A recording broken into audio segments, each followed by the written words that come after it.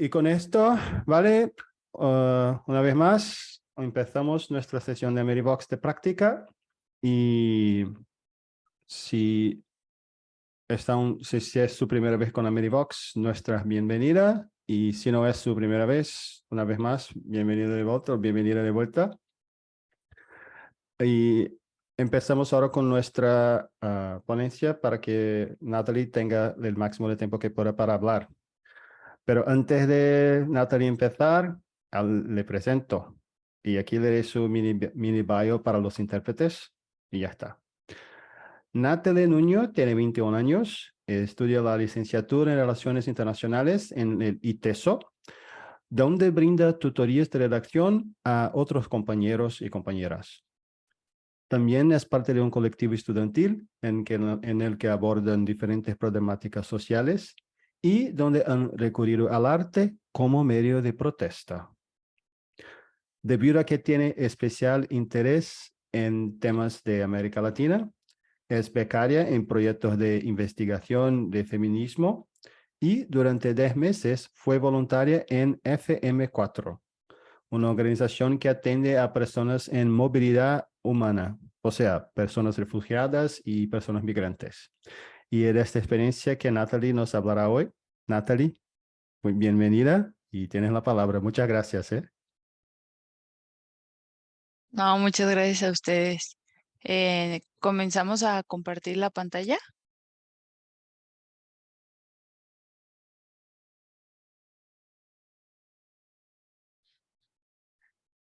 Bueno, pues muchas gracias primero que nada por el espacio. Me parece una plataforma súper interesante. Y si en algún momento necesitan que hable más despacio o abra más la boca, simplemente por favor me lo dicen. Bueno, para empezar, creo que aunque no estemos presentes físicamente, el simple hecho de dar tiempo por algo que nos gusta y en algo en lo que creemos es algo que ya nos da algo en común a ustedes y a mí. Entonces voy a pretender o imaginar que estamos en una plática en un café para que esto sea más cercano y así sirve que se me quitan un poquito los nervios. El título de mi presentación es Atención a migrantes irregulares, mirada de una voluntaria en México. Aquí les dejo mi contacto también por si tuvieran alguna duda o cualquier cosa, estoy a sus órdenes. Y elegí este título no con la intención de aplaudirme a mí misma o suponer o pretender que soy la mejor persona de este planeta, porque no lo soy, sino porque mi objetivo el día de hoy es visibilizar el trabajo voluntario que sostiene y permite. Si le puedes cambiar de diapositiva, porfa.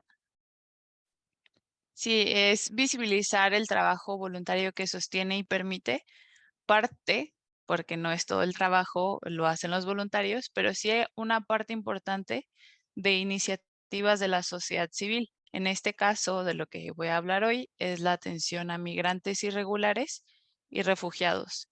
Y para empezar, me gustaría hacer esta precisión, porque a lo largo tal vez use el término de migrantes irregulares debido a esto. Por ejemplo, yo soy de Guadalajara y yo nací aquí en Guadalajara, pero mi mamá era de la Ciudad de México y ahora vive en Guadalajara, y el simple hecho de desplazarte de tu lugar de origen ya te hace un migrante. Y creo que de los que estamos aquí, puedo asegurar que casi todos son migrantes. Pero la diferencia de un migrante irregular es aquella persona que no tiene los papeles en orden para poderlo hacer como le gustaría. Por eso, creo que yo parto desde el discurso de ahí, que todos y todas en algún momento de nuestra vida o fuimos o seremos migrantes. La siguiente, porfa. Y bueno, lo que les voy a contar hoy es a partir de haber sido voluntaria durante 10 meses, que es una experiencia situada, yo así la llamo, en un lugar en específico, en una organización no gubernamental aquí en Guadalajara, en la ciudad en la que yo vivo, que cabe decir que Guadalajara es un punto por el que pasan el tren conocido como La Bestia, que es uno de los principales vías de transporte de estas personas que pues buscan mejores oportunidades de vida. Entonces aquí se encuentra esta organización llamada FM4, Paso Libre. Y aquí les puse la página por si a alguno le interesa saber más o si incluso en algún momento desea donar, eh, estaríamos muy contentos. Y bueno, pero poco a poco les iré hablando más de qué es lo que hace esta organización. Y puse algunas fotos ilustrativas para que imaginen los espacios del lugar. La foto de la izquierda es cuando empezó hace aproximadamente 6, 7 años y empezó con una iniciativa de jóvenes que al darse cuenta que había tantos y tantos migrantes en la ciudad, que algunos iban de paso o algunos otros incluso se quedaban en Guadalajara, abrieron un comedor. Y esta frase me parece muy significativa del trabajo que hacen y dice, ningún ser humano es ilegal abajo las fronteras. Pero poco a poco, les digo, solamente brindaban el servicio de comedor. Poco a poco la demanda fue aumentando y también algunos contextos de inseguridad fueron aumentando. Entonces buscaron diversos recursos y también alianzas para abrir un lugar más grande y más seguro tanto para los migrantes como para los trabajadores, como para los voluntarios. Y es así como que llegaron al punto de la imagen de la derecha en alianza con diferentes organizaciones como el ACNUR de la ONU. Y pues ahora luce un poco como la imagen de abajo, donde ya tienen cuartos, regaderas, está el comedor, la sala, brindan atención psicológica, jurídica y muchas otras cosas que por el tiempo no alcanzaría a contarles. También contamos con un espacio pequeñito, pequeñito para las infancias, que es la imagen de la derecha. Si puedes pasar a la siguiente, porfa. Y bueno, además de la historia de la organización, que lo que dije fue muy breve para toda la historia que tienen, eh, para dimensionar un poco más el trabajo que hacen, traje algunos datos, los más actuales que pude conseguir, que es del mes pasado, pero de este año. Pero ojo, esto es tan solo en un mes. En FM4, el mes pasado se atendieron a 213 personas, se brindaron 787 artículos de ropería, se orientaron a 188 personas en temas de derechos humanos y se asesoró jurídicamente a 145 personas. Como a lo mejor suenan números no tan grandes, pero si esto lo multiplicáramos, que aunque cada mes varía dependiendo de muchas, muchas situaciones, pero tomando el margen de este mes, si lo multiplicáramos por 365 días del año, que son los días que abre el albergue, no importa si es día festivo o si hay vacaciones, porque la migración no descansa ningún día del año. Entonces, si multiplicáramos estos datos por 365, nos daríamos cuenta que este albergue abarca una gran necesidad y que es una necesidad humana y que es una realidad que está pasando. Si este albergue no, y no quiero decir que este albergue solucione la migración, porque también hay otros albergues y hay muchas necesidades que por recursos no alcanzan a cubrir, pero solamente para darles un poco más de margen pues las necesidades que atiende este albergue. La siguiente, por favor. Y bueno, ahora sí contándoles más del trabajo voluntario, aquí son algunas actividades que realizamos como voluntarios. Quise contarles como un día normal, entre comillas, dentro del albergue para nosotros como voluntarios. Por ejemplo, cuando llega una persona y toca en la entrada, primero lo que necesitamos hacer es revisar sus datos. Y ojo, no es necesario que tengan identificaciones oficiales porque no todas las personas cuentan con estos papeles, como ya lo mencioné, pero sí necesitamos saber su nombre, su fecha de nacimiento, su lugar de origen, y esto es antes de permitirles el ingreso, porque así también hay muchos protocolos de seguridad para nosotros como voluntarios. Y una vez que recabamos estos datos, revisamos en una plataforma que tenemos con todos los otros albergues de México si efectivamente esta persona está en tránsito o en movilidad humana. Porque también la realidad es que por la fama que tiene el albergue en la ciudad, también llegan personas en situación de calle o homeless, pero y no porque no los queramos atender, sino que hay otros albergues que atienden a esta población en específico.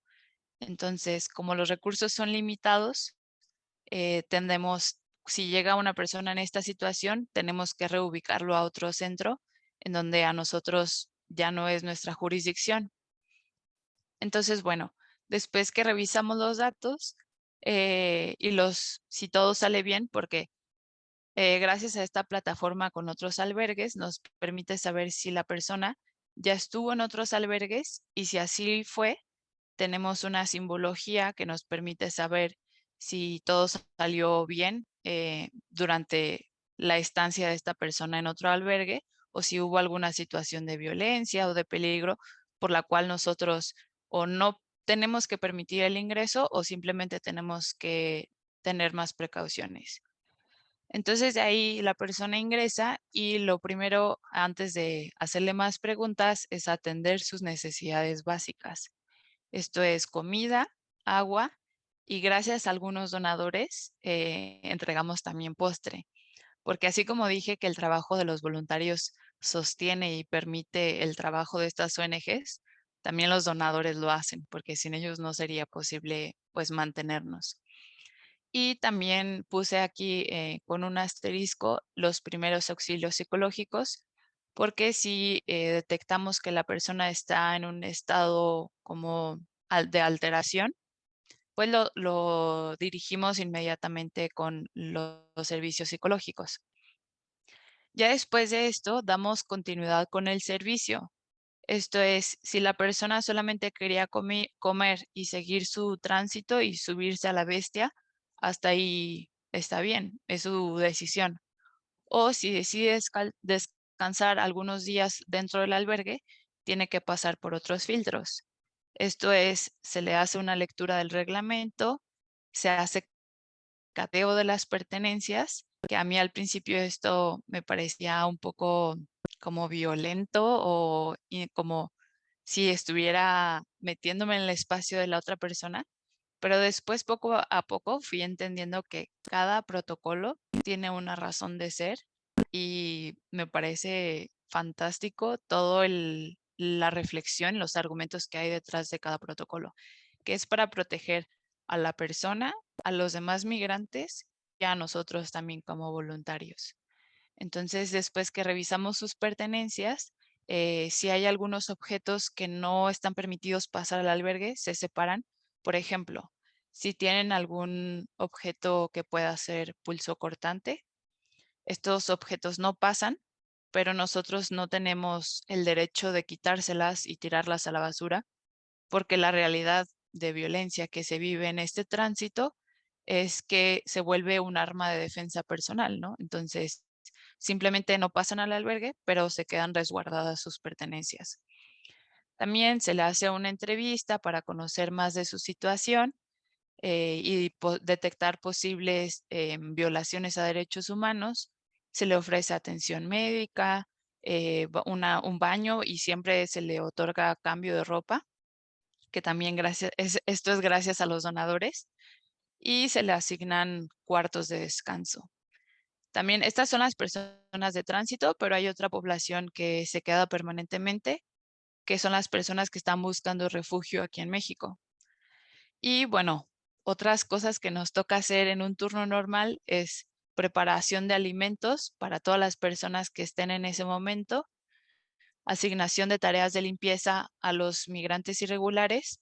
Esto es, tenemos la filosofía de no hacer nada que ellos no puedan hacer por sí mismos, para no quitarles ni autonomía ni dignidad.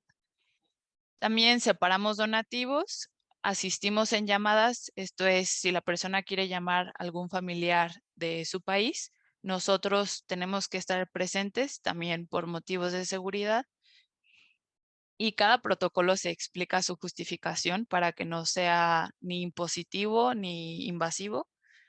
Y aquí puse subrayado, tener todos los sentidos alertas. Y esto me parece que, como voluntario es algo que desarrollas, no se puede enseñar ni no les puedo alcanzar a explicar con palabras, todo lo que implica, pero es desarrollar un sentido de percepción y estar alerta, a cualquier cosa. Por ejemplo, si viene una pareja de un hombre mayor con una chica, la percepción o estos sentidos alertas puede hacer la diferencia entre identificar si es una pareja común y corriente o se podría tratar de un caso de trata de personas. Sé que es muy fuerte, pero pues son diferentes realidades que se viven. O en otra ocasión me tocó que recibimos a una persona y pasó todos los filtros normal y hasta después alguien me dijo, oye, hay que tener como observación especial en esta persona por sus tatuajes. Y le dije, ¿cómo? Y me dijo, sí, este hombre tenía un tatuaje de una lágrima. Y pues me explicaron que en algunas pandillas de Centroamérica este tatuaje se utiliza para como reconocimiento de pues asesinar a alguien más. Y entonces aquí el tener sentidos alertas, como les digo, puede hacer la diferencia, pero también hay que ser muy cuidadosos de tener los sentidos alertas, pero no los prejuicios alertas. ¿Por qué? Por ejemplo, con este hombre que tenía este tatuaje, em, si bien había que prestarle atención, eso no lo hace ni menos persona, ni menos valioso, ni nada. Entonces, el trato es igual que todas las otras personas y les digo, hay que quitar los prejuicios porque a nosotros como voluntarios y como organización no nos toca juzgar si hubo un delito, si es una mala persona o nada de eso. Si hay una situación de violencia dentro del albergue, entonces habrá que tomar las medidas. Pero mientras y tanto eso no pase, es un ser humano igual que nosotras, igual que ustedes.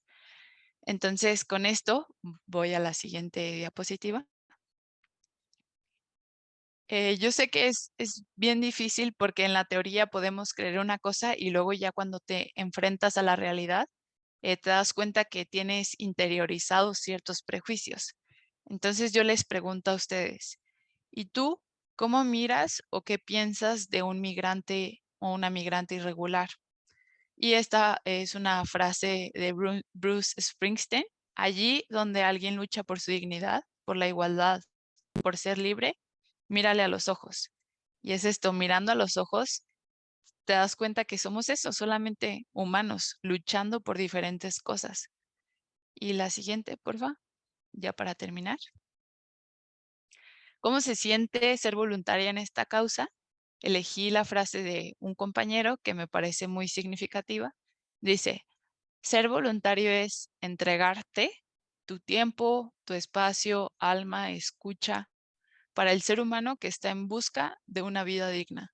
Porque simplemente es eso, están buscando una vida digna. Y a lo mejor hubo algunas situaciones en su vida que lo orillaron a hacer ciertas u otras cosas, pero también hay migrantes de mi edad, más chicos, niños que vienen solos, familias enteras que están buscando eso, una vida digna.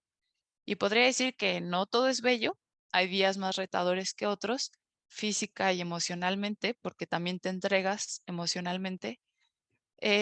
Y es eso, tienes que buscar un equilibrio entre priorizar al migrante que estás atendiendo, sin olvidarte de los otros voluntarios y de ti mismo. También digo que nunca terminas de aprender en la experiencia de voluntariado y esto lo digo con palabras mayúsculas, que convertir el trayecto de una persona, un migrante o un refugiado, en un paso más digno es tarea de todos. Y en eso también los incluyo a ustedes, porque va desde ofrecer una palabra hasta también cambiar los discursos de odio o los prejuicios que tenemos internamente. Entonces, pues ya ese sería un poco de mi experiencia. Muchas gracias también a todos los que hacen posible estas traducciones.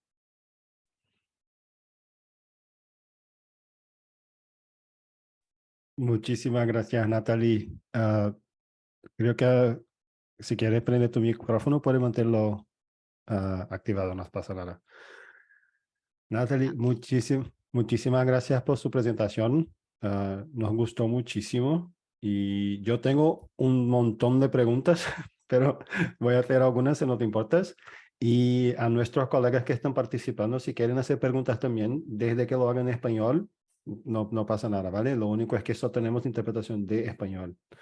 Y ya tenemos aquí en el chat gente diciendo increíble trabajo que haces y estoy de acuerdísimo. Maravilloso lo que hacen. Pues primero, algunas preguntas básicas. ¿Qué es FM4? Sí, FM4 en sí la organización se empezó a llamar de otra forma, pero todos empezaron a decirle FM4, FM4, FM4 y así se quedó. FM4 aquí en México es el nombre de un trámite para migración eh, Mm, económica, es decir, personas que quieren ir a otro país pero no tienen los recursos, se les trata diferente que a refugiados que están siendo perseguidos por una razón política. Entonces, FM4 es la fórmula migratoria número 4, que ah, es específicamente para estos migrantes irregulares. vale, ok, qué interesante. Y otra pregunta muy logística, por así decir. ¿Por qué la bestia? ¿Sabes el porqué del nombre? ¿Por qué que se llama la bestia? Mm, Eso nunca me lo he preguntado, pero por tener acercamiento con las realidades que viven, no me parece muy ilógico el nombre. Realmente, pues hay muchas situaciones. Por ejemplo, otra cosa que les cuento en este cateo, pues claro que retiramos drogas, ¿no? Pero si te separas del prejuicio y entiendes el porqué de las cosas, la marihuana la usan para resistir varios días que no comen nada. Entonces sí es el separar, el tener los sentidos alerta, pero separar el prejuicio para mí ha sido muy importante en este tiempo. Entonces, el nombre de algo bestial no me parece alejado a la realidad que viven. Sí, sí, de verdad. Puede que esté engañado, pero creo que hay una canción en que se llama La marihuana del dragón. Es una canción en que se habla de marihuana como metafóricamente. La llaman del dragón por algún motivo, pero esto es en inglés. Pero sí, que muy interesante. Am, Danieli de Ameribox tiene una pregunta. Ella pregunta, ¿qué servicio o sistema que no existe actualmente, que en su opinión debería existir o que sería muy bueno si existiera para ayudar a los migrantes con quien trabajan en FM4? Uy, creo que hay muchas cosas que todavía faltan. Em, para empezar, pues va cambiando con el tiempo las necesidades, que pues aquí en México va cambiando en situación a lo que dice el gobierno de Estados Unidos o no.